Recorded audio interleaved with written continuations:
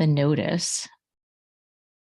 This is a meeting of the Special Education Subcommittee, Special Education Behavioral Health Subcommittee. I am the chair of the subcommittee, along with members Rousseau and Mustone. So thank you all for coming. This meeting is, I'm just going to read the notice. Please be advised that on Wednesday, May 3rd, from 5 to 6 p.m., there's a special education subcommittee meeting, special education behavioral health subcommittee meeting to be held through remote participation via Zoom. The purpose of the subcommittee meeting will be to review and develop a non-discrimination/inclusion statement for Medford Public Schools outreach/information. The meeting can be viewed through Medford Community Media on Comcast Channel 15 and Verizon Channel 45 at 5 p.m. Since the meeting will be held remotely, participants can log in or call in by using the following link or call-in number. The link is mps2155-org.zoom.us. Actually, you can see it on the website if you need to go there, which you would if you're going on Zoom. And then the call-in is 929-205-6099. Those submitting questions or comments need to include the following information. Comments or questions can be submitted during the meeting by emailing Melanie McLaughlin, MELANIEMCLAUGHLIN @medford.k12.ma.us. And those submitting questions or comments must include the following information: first and last name, Medford Street address, and your question or comment. So again, thank you all for coming. I want to take the roll. So Member Mustone. Member Mustone's not available right this moment. She just said she had a visitor. Here I am. Sorry. That's Melanie. okay. That's Here okay. Thank you, Member Mustone. Member McLaughlin here. Member Rousseau. Present. Great. Thank you.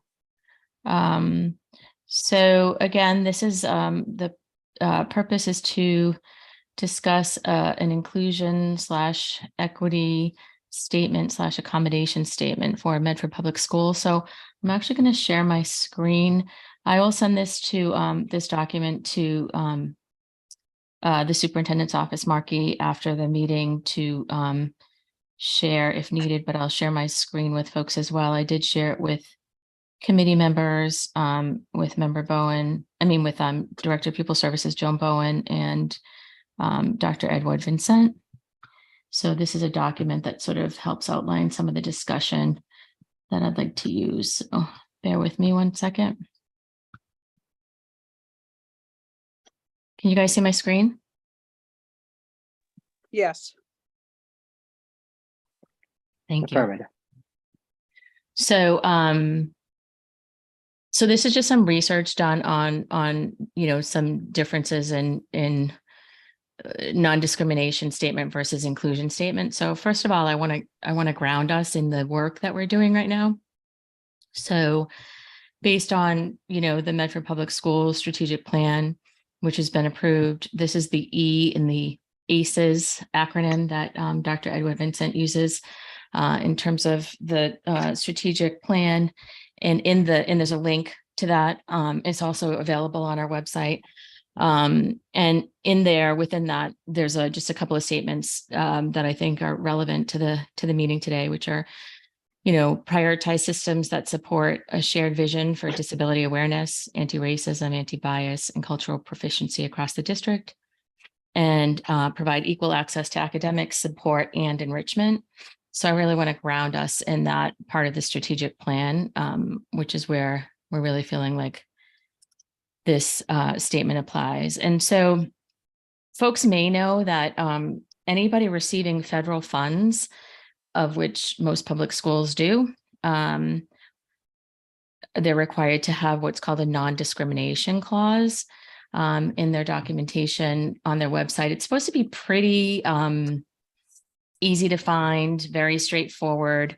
Ours is not particularly easy to find, and we can talk more about that shortly. But, I just spent a bit of time just putting in words like non-discrimination, disability, gender, sort of those things. And it didn't readily come up. There is a statement from the superintendent on the homepage that talks a little bit about it, but is not an actual non-discrimination clause. There are some, both in our policy, school committee policy statement, and in on some of the 504 requirements and in the ADA requirements on the website. But again, I definitely think it could be more prominent.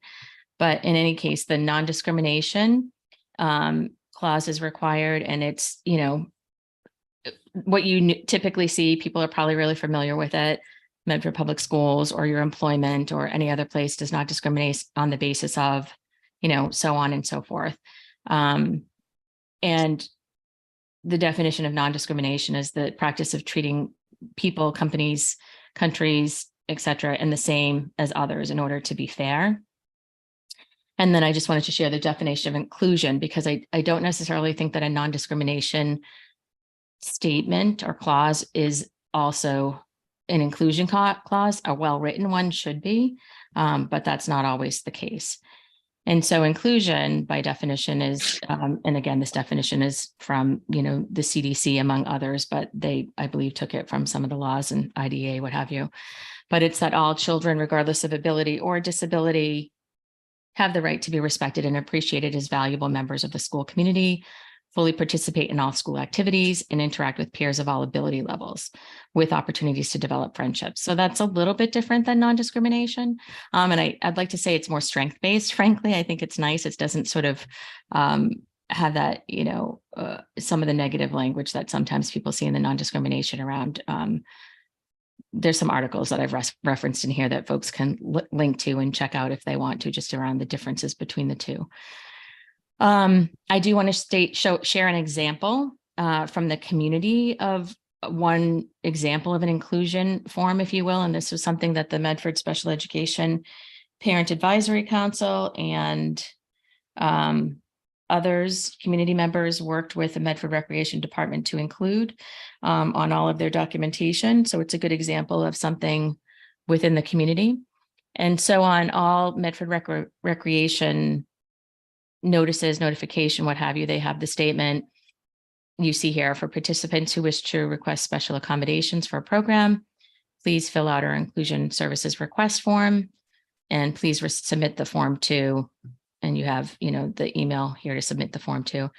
In a minute, if folks want, we can, I can click on that hyperlink and we can look at an example of the inclusion services request form. Here are some references to the conversation that I'm having now and sort of the origin of some of the conversation and the requirements for non-discrimination, but also some of them that expand to inclusion.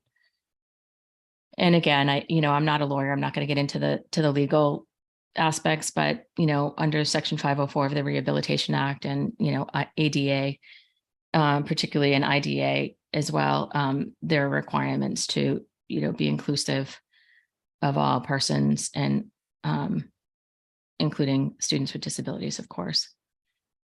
Here's some resources I shared with you guys. This was the first is just an article written by a professor that I thought was pretty interesting on how she makes her syllabus more inclusive and the way that it's evolved over time. And I thought that was sort of interesting, particularly having studied inclusive education at the Harvard Graduate School of Education and working with Professor Hare there, and him often talking about ways that we're actually considering being inclusive, and the ways that, he would often let people know they can stand up and stretch if they need to. They can he always made us use a microphone to make sure everyone could hear. There were just little different things, that ways to be inclusive beyond, some of the standard quote unquote accommodations.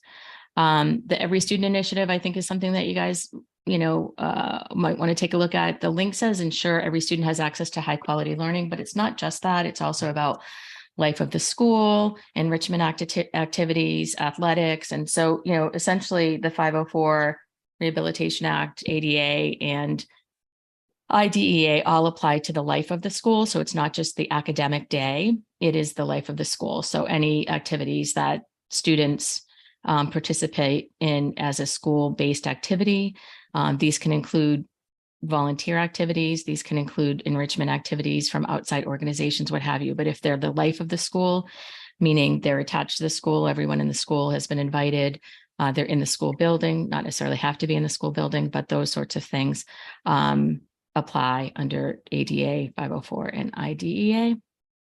So I'm happy to go back to some of these documents if folks want to look at them for a second, but I just wanted to share that the purpose really is for us to look at a sample inclusion statement or accommodation statement. Some people call it accommodation statements. It's interesting because when you look at inclusion statements these days, what's coming up a lot is DEI statements, which are also really interesting. And some people refer to disability in their DEI statements and some people don't. Some people, it's strictly anti-racism, which, you know, is another conversation that folks have, because we all know disability is part of diversity, as is culture and language and race and lots of things.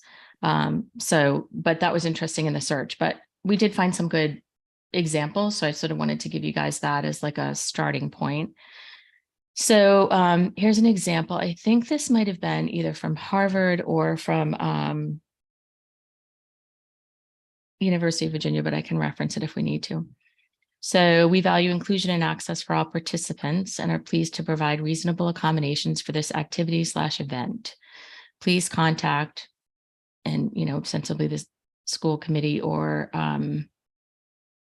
the superintendent. Will have to clarify, would have to decide who a contact would be. It could be potentially an assistant principal, it could be the 504 coordinator, it could be director of pupil services. Please contact so-and-so to make a reasonable accommodation request, and then a date for request to be submitted, and then noting that the event is accessible. Another organization said they recommend using an accommodation statement and publicity materials on all documents to let individuals know how to request accommodations for your event or program if needed, but also that it's accessible, like this event is wheelchair accessible or any of the other accessibility standards that we need to know. So I'm going to stop there for a second. I want to just show you guys a little bit more further down about sort of some of the things that we can look at. So we're going to look at, you know, some examples from Medford Public Schools about what's currently on our website and otherwise, and then some examples from other school districts about what's on their website, and then hopefully have a more robust conversation as well.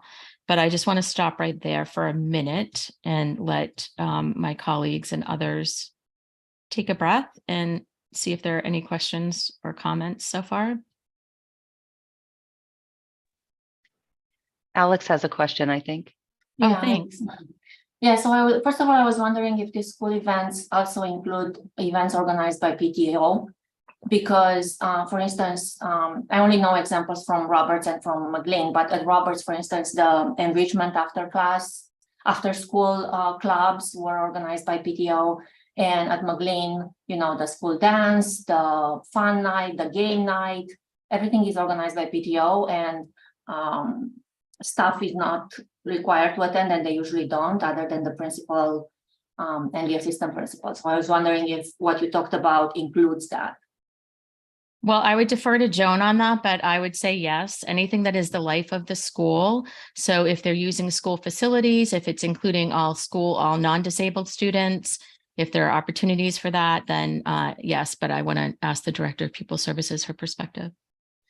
Yes, I agree with that statement as well. It's the life of the school. So if it's any activity that is within a school building, reasonable accommodations should be offered if we are made aware of what those may be. So I think, you know, CPAC and I have a monthly admin meeting, and we talked about this the other day, saying a lot of parents don't realize that they can request reasonable accommodations. So it's getting that information out to parents that if your child's going to attend a school dance and they may need some support, that we can put a plan into place. So if it's a student on an IEP, I would say that they work with their evaluation team leader. And if it's a student on the 504, you might want to talk to if they have a guidance counselor or the 504 coordinator in that building. And each building has a 504 coordinator? Yes. Okay, thank you. Can I ask, sorry, just a follow-up Sure, question? yeah. So I was wondering if the statement that we are trying to put together now is something that is gonna be on the website, or is something that potentially would be sent, for instance, with emails, announcing these events? I think that's a good question, and that's something that I really want the group to discuss. So I think, so not only obviously the enrichment activities, the life of the schools, but obviously this applies to field trips, this applies to all things. And that is a big reason that we wanted to have this meeting today, is because it is the fact that a lot of parents don't know that students are entitled to accommodations for life of the school. And frankly, there are a lot of staff members that might not understand that as well. And so I think it's important that this information goes out to, you know, any information that is a life of the school event. So if it's an email going out from the principals about a school-based activity, if it's potentially a field trip form, anything, you know, similar to a so one of the suggestions I had is to include the non-discrimination statement on documentation, and with an additional, you know, sentence or two around, you know, if your student requires accommodations, right, what you can do, because really we're supposed to be doing this. This is not like, you know, a favor we're asking. This is something that the district's really supposed to be doing. It's just that, how is the information actually reaching families and getting to families and getting to staff? And it's not quite clear how that is. I see Shanine has her hand up. Hi, I was a couple minutes late because I was actually on the phone with the New England. Sorry, can you let us know who you are and your name? Oh, I meant to do that with you, Alex. I apologize. So yes, Shanine, please. My name is Shanine Peliquin. I am a recreation therapist and a parent of a third grader at the Roberts and an incoming kindergartner. So it seems to me that the procedure needs to be different for a field trip versus after school activities, because field trips are being offered as part of the school day, and the children have the default should be, how are we going to help this kid participate? Not we have to wait for the parent to say, yes, I want them to go, because it's their right to go on the field trip. And you'd have to look ahead and see what it looked like if they were going to the Constitution, you know, maybe the transportation would need to be accessible if you have a kid with a mobility related disability. And then what can they actually do when they get there? But the default should be the child that is expected to go with their class. And then after school activities, I think we definitely need to address even down to kids with EpiPens, because right now at the Roberts, a kid with an EpiPen is not allowed to attend the after school program because the parents say that they're not related to the school, even though it's a school advertised school space immediately after school run by the PTO that is sponsored by the school. So regardless of it being a parent who's volunteering, it is the school's responsibility to make sure that that child gets to participate. So that's a major concern of mine. Thank you. To get into kids who have IEPs that need more social support to participate, and their lack of access to these programs. Thank you, Shanine. I couldn't agree more. I think that there's some policy pieces here too that we need to talk about. So, you know, definitely we might want to be, you know, to the other committee members. I would think that there are some things that we might recommend or refer to the Rules, Policy, and Equity Subcommittee, potentially with recommendations from the Special Ed Behavioral Health Subcommittee and or a joint meeting around, you know, obviously you're absolutely right. Field trips are, you know, accommodations are required for field trips for students to meaningfully attend a field trip during the school day. I think the difference, and again, Joan, I would defer to you, but I think that a little bit of the difference is the difference potentially in reasonable, quote unquote, accommodations, right? So reasonable accommodations, but if it's in the life of the school, there is a, you know, aspect of that. So, you know, there's been historically some experience, and I totally and fully understand that the PTOs are volunteer organizations, right? And a lot of these events are fundraisers, and or after school enrichment opportunities or what have you. And if they're going to be held in the school and they're going to be offered to all students in the school, students with disabilities cannot be excluded under federal law, among other things. So the issue is not whether that's appropriate or not, in my opinion. The issue is how do we make sure that everybody's informed that that is that students with disabilities and all students need to have access. And so if there are students that require additional accommodations, then they need to we need to create a plan for them to be able to reach out to, again, Ms. Bowen has said, you know, the ETL or building principal, which I think we should be really clear about, to discuss a reasonable accommodation. And we do a lot of the reasonable accommodation requests have a date on them. So for example, with Medford Recreation, they have a reasonable accommodation request. If your child needs, you know, additional support to participate in this activity, please let us know by X date, you know, if say, so that we're not finding out, so that the school's not finding out the day before, you know, that there's a request for accommodations or something like that. So Tanya. Hi, hi, Mel. Hi. I wanted to just jump in because Can you introduce yourself? Sorry. Oh, sorry, Tanya Sullivan. I have a child in the postgrad program in Project Transition. I am co-chair of Medford CPAC and also on this subcommittee. So I just wanted to kind of bring to light, it kind of ties with what everybody's saying, with what Shanine was saying, with what Alex was saying, with Joan was saying. When we had our meeting with administration, we were talking about full disclosure, really. So having the information available ahead of time. So I'll give you an example. If there's a school dance and there's no language that says that there can be supports, then a lot of parents of kids with disabilities are just not going to go. They're going to just say it's not worth the aggravation trying to figure out what to do, as opposed to having the language there already. If you need supports, you know, let this person know. We just think that things have been reactive instead of proactive.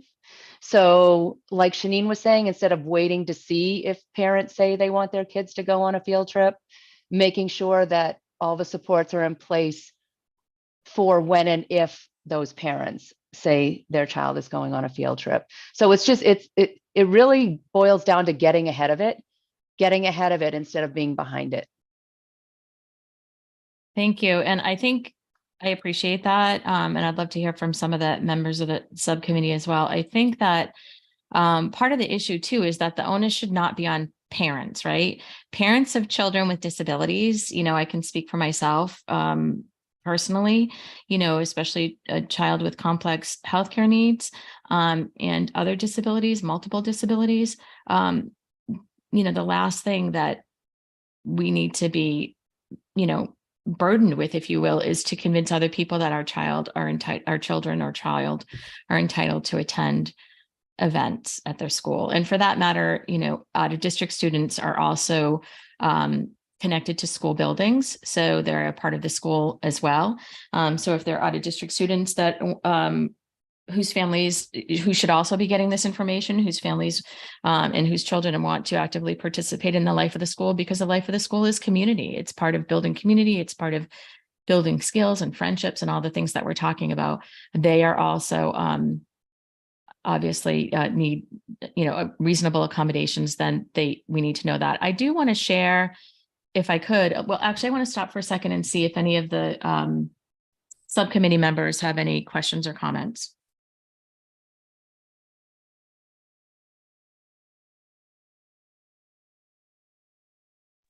Melanie, just sorry, I'm on my phone, which I'm not used to, so I'm taking a little minute to get used to doing it.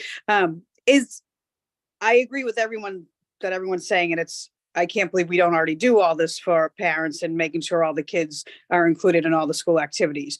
So I'm trying to be clear. Are we writing a policy to just, like, is it looking for funding to make sure that staff's available for, like, what do we need to do to make this happen, that everything's available for all the kids?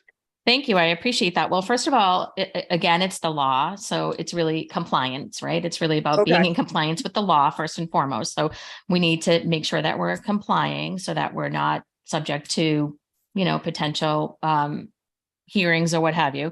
So that's number Sure. one, is so compliance. And then number two, yeah, it could definitely affect the budget, I would say, in some circumstances. In others, it might not. It depends on what the reasonable accommodations are. And I think that has to be sort of a case by case basis. But I would defer again to the Director of Pupil Services, and in terms of what the implications of that are. But it's also the point of this right now is really to craft a statement that we can bring forward either to, to the committee, to the school committee as a whole, who then may refer it to the Rules, Policy and Equity Subcommittee. Possibly, they may not. If they do, I would definitely recommend a very specific date for that, because we've been out of compliance for a bit around getting, technically some of the stuff is on the website. So you could say technically we're not out of compliance, but if students are being told if families are being told that their students or child cannot participate in a school life of the school activity, that is a potential out of compliance. And again, if families don't know that, that's one thing, but districts should know it and should know what that means. But yeah, I think there could be costs involved, but really the purpose of this right now is to craft a statement that we feel comfortable with as a special education behavioral health subcommittee moving forward with, putting it forward to the rest of the school committee to see, what their perspective is on that. So I wanted to share with you maybe for a minute, if there's nothing from other members of the committee. Hold on for a second. Sounds like there's not. Then we can, I can show you, this is sort of an old non-discrimination statement. So actually, if you Google non-discrimination in Medford Public Schools, this is the first thing that comes up. Which is a very old, the old statement from, that Kathy Medaglio, you can see she's the grievance coordinator for 504 put up. So it's 504, Title IX, Title II. There's a lot of other things that apply to non-discrimination, but the specific to students with disabilities are the 504 IDEA and potentially Title IX, but I forget the other one. I just said the other one we noted here. So it's up farther. So that's an old one, but that's the first thing that comes up. If you Google it for Medford, if you look at this is our URL on the civil rights statement that we have. So annually, we're supposed to provide a civil rights statement for the district. So this is what's currently on the website. And again, we can see that this is out of date, right? So we know that there's disability and there's some information on, Civil Rights Rehabilitation Act 504, Title I, and some other civil rights laws, but you can see that still has, Diane and old school committee members on. And so these are things that just need to be updated, I would think. In terms of the website update, which we are doing we're going to be advising as part of the Family and Community Engagement Subcommittee. And we made a motion last week for that to happen with accessibility and other information on the website.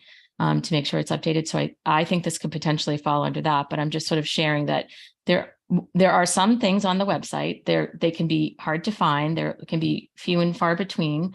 And then a lot of them are outdated. And again, a lot of them are specific more to non-discrimination than they are to accommodation or inclusion. And so we also have a school committee policy on non-discrimination. So it's the AC non-discrimination policy, which is part of the MASC boilerplate, if you will.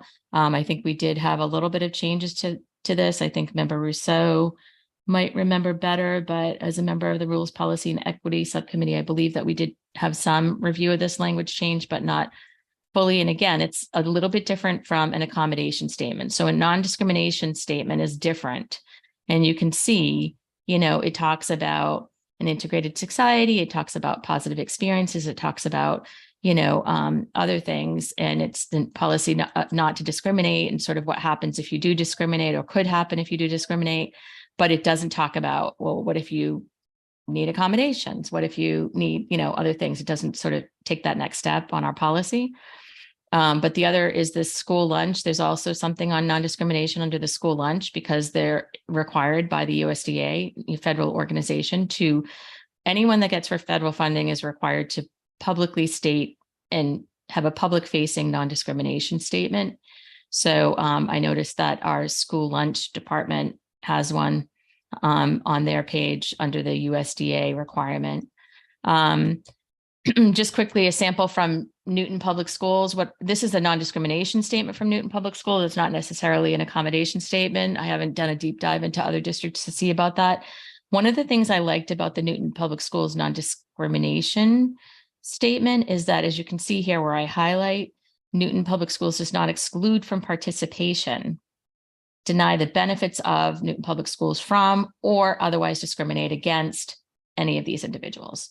So, that exclude from participation is part of it. Deny the benefits of, is another part of it. So they're sort of covering themselves there under the being more, broad in terms of making sure that people aren't being excluded. Although, again, there's no direct instruction on how to get accommodations or to request accommodations if your student needs to.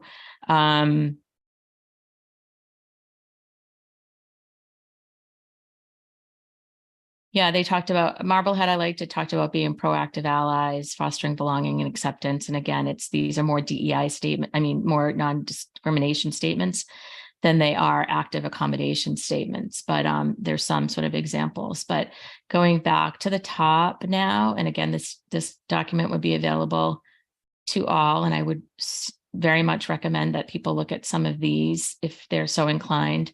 I also just wanted to share there was a recent Supreme Court ruling for a deaf student, which I'm sure Joan is very well aware of this. This was a landmark decision that just happened recently, where a student who was, not receiving accommodations in his school district, not just related to academics, but to all activities, was able to exhaust all of his efforts, both under IDEA and ADA.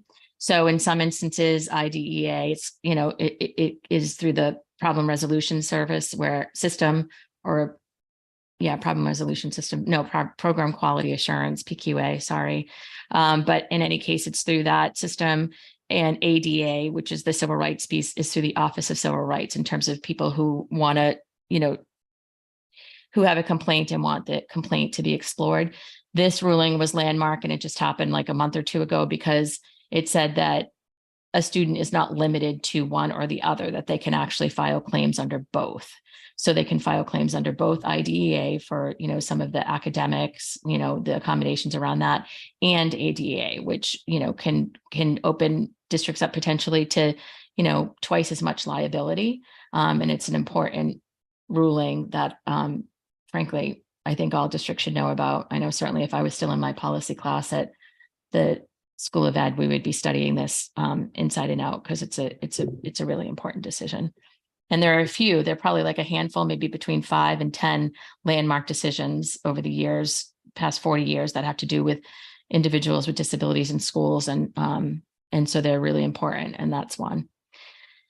So getting back to a proposal of a statement. So one of the things that I had, and I can highlight it. So this is just, an example, and maybe we could just tweak this a little bit if folks are amenable. I know we have 26 more minutes left, so that we can think about what this might look like, again, to present to the larger committee if this subcommittee agrees that's what they want to do. So if folks want to take a look at that statement for a second, you can feel free to raise your hand if you have things you want to add or.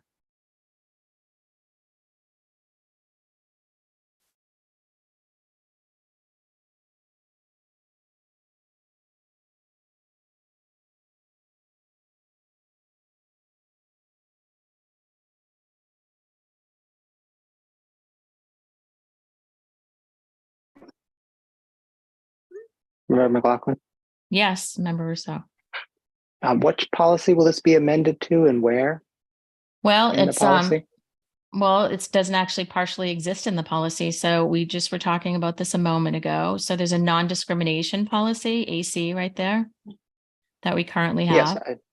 Yeah. So is the proposal to make this language be number, was it 5 or 6? Potentially. if that's what the subcommittee I mean- decides. I mean, first we have to craft the language. And then potentially there's a motion to, add it to the policy under non-discrimination. That could be a recommendation that we're making to the larger committee. Sort of waiting to see what you guys are thinking in terms of as we craft the language.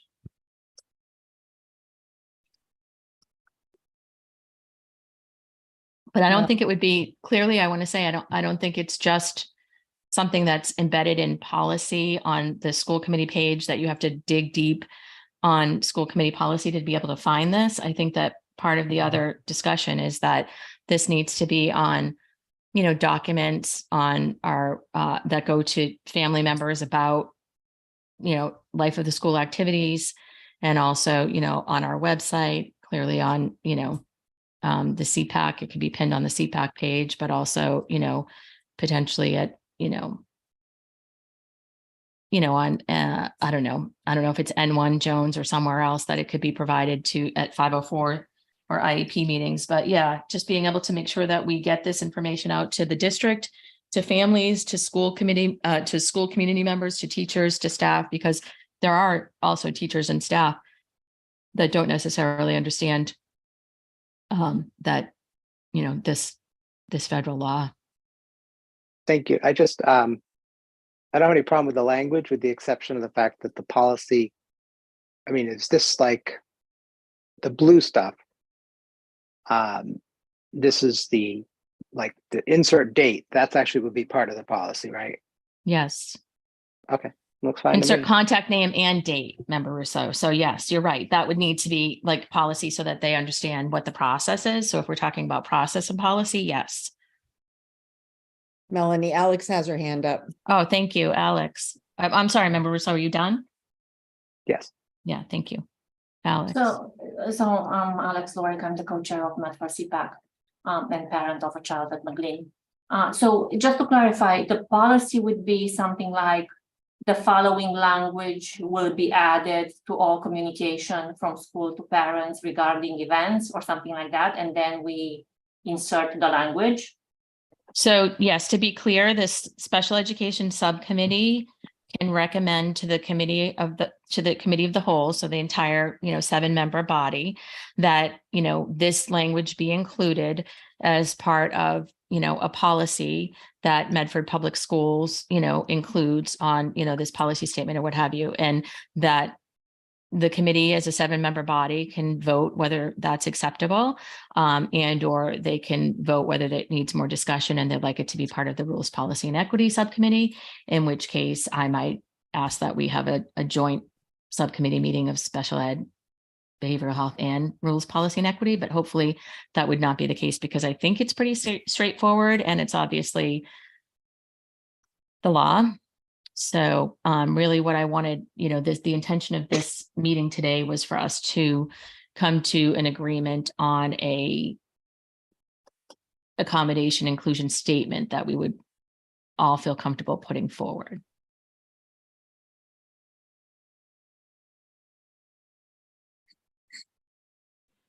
I think it says what we're trying to say.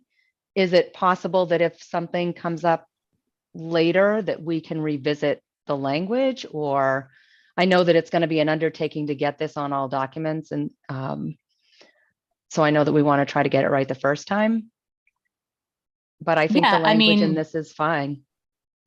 That's nice to hear. Thank you. I mean, I don't know. I think we're pretty much in an e-world, right? Where everything is pretty much transmitted True. electronically. So I don't necessarily know that it's going to be a lot to put onto documents. I think it can be simple, cut and paste, and, maybe it can be included in, potentially the superintendent's, comments, and, that we start to see it in documentation, what have you. But yeah, I think that, it is something that can always be revisited. Anything can be revisited if the committee votes to have it revisited. Thank you. Sure. And I just wanted to say, to be clear, there are elements of this already and on our website. I think, we've had fabulous revamp of our website. I think it's incredible. I do think that this should be more forward facing. I think that frankly, it should be on the cover page of, each of the websites, or in at least small print on the bottom, that, Medford Public Schools does not discriminate on the basis of, so on and so forth. And then again, what I was suggesting is that, potentially the statement reads, Medford Public Schools does not discriminate, right? The non-discrimination clause that we have, which is on the basis of all of the things that we've included, I don't want to go through them all now because I don't want to miss any, but I know that we have them in our policy. I know that there are other places in the website. So that non-discrimination clause does currently exist. So including that, and then in addition, the accommodation statement. So that's not just that we don't discriminate. It's, if you need reasonable accommodations, please, here's the process on how to do that. And also, I do think it's a really good practice, and it's something that I'm going to mention also at the city level, is that when there are, public events that, folks include in their materials, whether the event is accessible, which is really just sort of good practice. People do that all the time. And they don't want to get in a situation where somebody shows up and the event is not accessible, right? So it's just good practice to do that. Any other comments? Seeing none? Okay. Oh, sorry. Shanine. Oh, sorry. Superintendent. Yes. And then Shanine, I'll get to you next. Sorry. Yeah, I just wanted to say we definitely value and believe in inclusion. I'm just thinking with the timing of it being the end of the school year with transitions happening, is this something that you'd be recommending for the start of the next school year, or something that you're saying you want to see happen like tomorrow? Because I just feel like what the statement is saying is it's a value statement. There's nothing wrong with what's being said to be added to what's already there. But I guess I'm going to just need, I've been processing, but I'm going to need a little more clarification on where this additional statement needs to be, like you said, on the Friday communications, you just were saying on the websites, on every single piece of communication going out. I just feel like where we don't consistently use the non-discrimination statement as well district-wide, that I almost feel like there needs to be training, to let our secretaries, administrative assistants know, like to properly roll it out and say that this is something now we need to make a concerted effort to make sure that we're doing it. And so again, the essence of what the statement is saying, I'm not opposed to incorporating it. I'm just thinking about the rollout, and if one person gets missed and then the next thing, the inboxes are going to be inundated because someone didn't add the statement, or Yeah, I can appreciate that. Okay. I can appreciate that, Superintendent, to have a rollout in September. And I appreciate you being thoughtful about the process, because we don't want to just sort of throw the process together. I agree, right? We want to make sure that people are prepared, and whether it's the assistant principals or the 504 coordinator in the building that has taken the request, or, Joan Bowen's office. I think that's true. There are things that need to be done. And again, to be clear, we know that this is already supposed to be happening, right? Like this is already, if a parent makes and I know that Ms. Bowen knows this, and I just want to make sure that others who are watching know this, especially parents, right?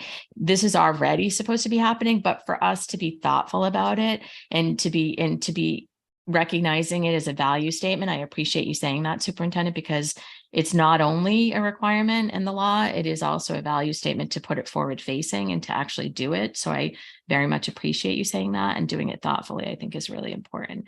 So yes, I would be, perfectly fine with that. And I'm sure that CPAC, which is their role, is available to advise the district, at any time about sort of what that, can look like moving forward. And I'm not necessarily saying that it needs to go on, and I'm only one member of, this subcommittee and also one member of the school committee, and a member of the community. And I'm not saying that it needs to go on every single, bit of communication. That's up to, other folks to decide. But I would say that anything that is related to the life of the school, it should be on. So any, after school enrichment, sort of field trip, those sorts of things, I think it should be on. And that was not something that I would definitely suggest. But, we do have, I definitely think it should be, more, it is in some ways, not in some ways, it is on our website. There is a version of a non-discrimination agreement on our website. I'll tell you right now, it's really hard to find. It's embedded in a number of different places. I do think that it should be a little bit clearer, but again, we have a family and community engagement subcommittee meeting coming up and working with the people who have been so great in preparing the website, that we can sort of talk more about where that can go. But currently right now we have it embedded in the school committee policy, that, is people might not necessarily go to. It's a little dry. And we have it in the school lunch, on the school lunch page that I can see. And then I think we have it as a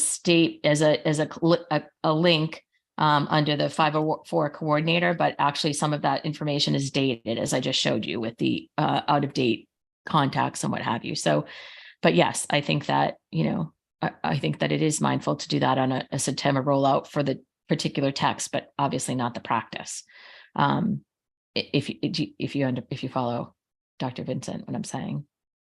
Thank you. Thank you. Shanine? Hi. So I guess I'm all behind a non-discrimination policy, but if the process to get accommodations isn't clear or hasn't been documented, and there's no policies and procedures that are ADA and IDEA compliant, then it doesn't matter how much we say that we believe in it if there's no way for people to get there and to show that the school district is not compliant in whatever process. So I guess I just want to make sure that you're saying you're going to back this up with policy immediately and not just put this statement out and make us feel good. And what does it mean, additionally, what does it mean to have an event be accessible when you say that? Where is that going to be documented? The kinds of things that are mandated to be in place to have an event be accessible. Yeah, I think we're sort of one step at a timing it right now to make sure that we're, really sort of letting families and others know that, this is obviously, like we said, something that should be being done regardless. But right, I think it's a learning process. But it's been 30 years since the ADA was passed. Why isn't this in place already? One step at a time, right? Right. I can't. Hey, Shanine, you're preaching to the choir here, my friend. I'm just saying, we're hoping to screen, Crip Camp, next October too. We're hoping to have some other events so people understand this. And, the pioneer Judy Human, who, was really a part of the movement to get the ADA passed, used to say this all the time. I mean, we see this, it's not exclusive to Medford, by the way. This is, something that happens in a lot of places that people are not necessarily accommodating. And unfortunately, a lot of times it takes, parents and others to have to, create situations that make relationships sort of deteriorate in some cases. So what I'm trying to do, and what I hope the subcommittee and others are trying to do really, is to figure out how to build relationships and, work together to make sure that people are understanding that this is a requirement. It should be part of policy for sure. And also, how do we get the information out? Because the truth is, people can also do the bare minimum and, and not really want to be meaningful about it. So I appreciate that there's some meaningful, and I don't know the answer to that question necessarily, Shanine, and I think we all don't. We're sort of working and figuring that out, but I think I'm encouraged by us all being here and wanting to work that out together. So I appreciate your comment. Alex? Yeah, so I wanted to say that, the needs are very different and the experiences are very different. But in our experience, the school has been very accommodating once we contacted them and tell them, my kid wants to participate. And they really made it work. So our concern was that a lot of parents and families are self-excluding because the language was not such that it's welcoming, you know, and I'm like, I don't want this burden. I don't want this to be another fight. So I'm just kind of protecting myself as a parent who's already fighting for a lot of things, and I'm not even going there. But I mean, this is what I want to say, that in our experience has been positive once we contacted people. And and I would agree for the most part, although except for when there are people who don't understand, right, who don't have the information. So it has been, I would agree that it has been there. It has been really, the district has been really responsive about accommodations in a number of instances. But I would also say I've talked to families who have had experience with people who don't realize that, you know, that's the requirement, and or families who don't want to ask. You're right, because it feels like their child's a burden, or it feels like, they don't want to have to go through the process because it's just, it can be hard for them. So I think that that's a point. And that's where I think the superintendent was talking about the value statement. So it's also a value statement, right? It's also talking about, what equity means, right? We're talking about equity being at the forefront for our district. And so, this is an example of, also being equitable and being proactive and building relationships, I think. So I think that's a really good point. So I guess I would like to make a motion that we include this item here in blue as, oops, sorry, I didn't mean to do that. This item here in blue as a suggestion for accommodation, statement, inclusion statement to accompany policy and practice in Medford Public Schools as a recommendation to the whole committee at our next meeting. Are folks comfortable with that statement? If so, I would need a second. Second, Melanie. Thank you, Member Masson. I'll do the roll. Member McLaughlin, yes. Member Mastone? Yes. Member Rousseau? Yes. Thank you. We have 3 yes and no. So we will move this forward at the next school committee meeting, which is, I know we have cows next week, the 8th. So the next one is the 15th, is it? Yes. The 15th, right. So this will be on the agenda. Oh, sorry, Member Rousseau has his hand raised. Member Rousseau? Thank you. I mean, when we make this recommendation, we need to be pretty precise and say, like, the motion is, the recommendation is to amend, policy AC non-discrimination and add this as item number 5, I think it is. I can't see it on the screen. We need to be that precise so that the committee can vote, make it number 6.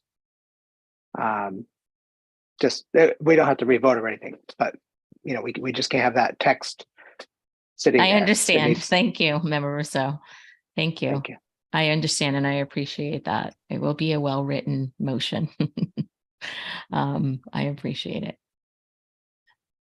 Anyone else? Any other questions or comments? Seeing none. So I just want to note for the record that we are 6 minutes advance of schedule. So, Then I'll motion to adjourn. Yes, there you go. Thank you, Mia. Second. Roll call. Motion to adjourn. Member McLaughlin, yes. Member Mastone? Yes. Member Rousseau? Yes. Thank you, everyone. Have a good night. Thank you. Good night.